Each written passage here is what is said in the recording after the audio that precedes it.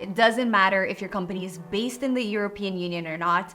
If your products are sold anywhere within the EU, this may affect you. The European Commission announced that products sold in the EU will need to have a digital product passport, or DPP for short.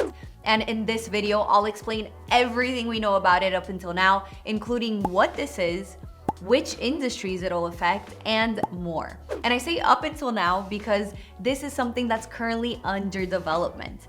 Details are still being ironed out and new information is coming out all of the time. So if you want to stay up to date on all things DPP, make sure you subscribe to this channel. Also, if you want to skip to a specific section of this video, you can use the chapters down below. All right, let's jump in. A digital product passport is a digital document that contains detailed information about a product's life cycle, including where and how it was made, what materials were used, its environmental impact, and how it can be recycled or disposed of. To understand the digital product passport requirements, we need to go back to 2022, which is when the European Commission announced its plan to implement the Eco-Design for Sustainable Products Regulation, or ESPR for short. Basically, it's an EU regulation aimed at making products that are sold in the EU more sustainable, reducing their environmental impact, and improving their overall life cycle efficiency. The focus of this regulation is on broadening the existing eco-design requirements beyond energy-related products to cover the vast majority of product categories, with particular emphasis on those that have a significant environmental footprint. So, how does the digital product passport fit into all of this? Well, the digital product passport is a core component of the ESPR. By requiring products sold in the EU to have a digital product passport, it enables the European Commission to increase product transparency by making it easier for consumers, companies, and regulators to access data about products. It promotes a circular economy by providing detailed information on how products can be repaired, reused, and recycled, therefore reducing waste and extending the product life cycle. And it facilitates compliance and monitoring by providing a structured way for businesses to comply with requirements and by making it easier for regulators to perform checks and enforce the regulations more effectively. So how will this work? Well, keep in mind that the European Commission is still defining the framework and processes, but what we do know for now is that products that fall into certain categories, which I'll go into next, will be required to have a data repository that's accessible electronically.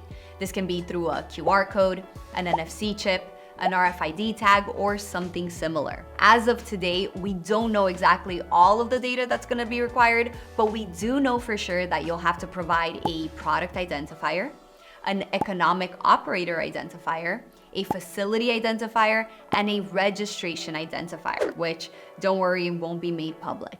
We also know that based on key elements such as performance, sustainability, and circularity, you'll need to provide information about the supply chain, the materials used, the product life cycle, and so on. So you'll need to collect that data from your supply chain partners. Once you have all of your data ready for the DPP, you'll need to make that information easily available electronically through one of the methods that I mentioned earlier. That way, your supply chain partners, regulators, and customers will be able to access it. The European Commission has also established that a backup of this data needs to be available through a certified third-party service provider in case something happens to your company. Meaning, if your company is closed or if something else happens, then the DPP will still be available throughout the entirety of your product's life cycle.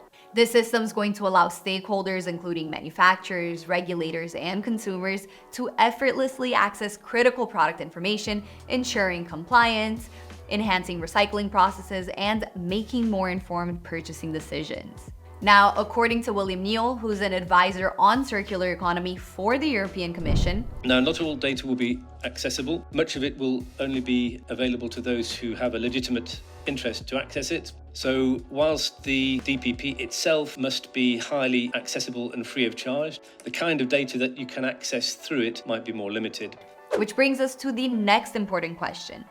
Who does the digital product passport impact? The short answer, it pretty much impacts everyone. But if we're being more specific, as I mentioned at the beginning of this video, the DPP affects all products placed on the EU market, meaning made available for purchase whether to another distributor or to a consumer. So manufacturers, importers, distributors, and sellers will all have to comply.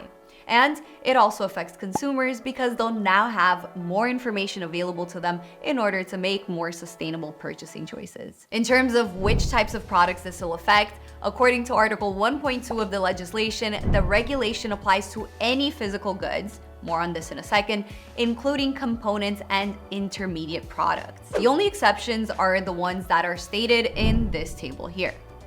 While specific DPP requirements for each industry haven't been finalized, we do know that the Commission has identified the following product types as high priority: iron, steel, aluminum, textiles, furniture including mattresses, tires, detergents, paints, lubricants, chemicals, ICT products, and electronics. So if you sell products in any of these categories, make sure you stay in the loop. Now that we know what the DPP is and who it'll affect, it's time to answer the million-dollar question.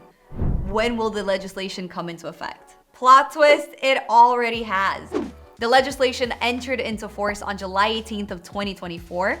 And if this comes to you as a shock, remember that it was first proposed back in 2022. But don't worry, because nothing will officially be enforced before July 19th of 2025.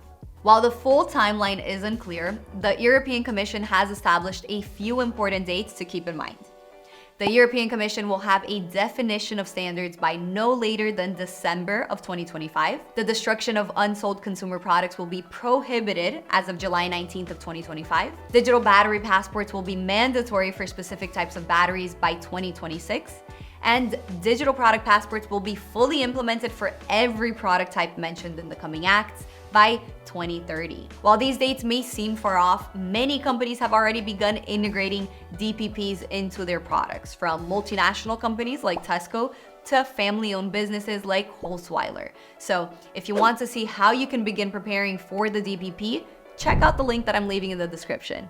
Also, I do want to emphasize that though the DPP will only be fully implemented in 2030, requirements for specific product types will start being enforced before then, as we can see in the case of batteries, which is why it's super important to stay up to date.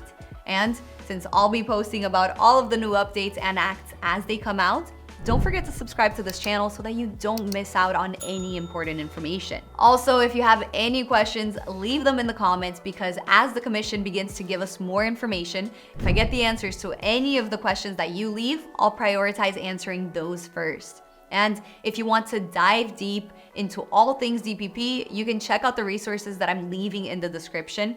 And you can even save this video in case you need to come back to any of them. See you in the next update.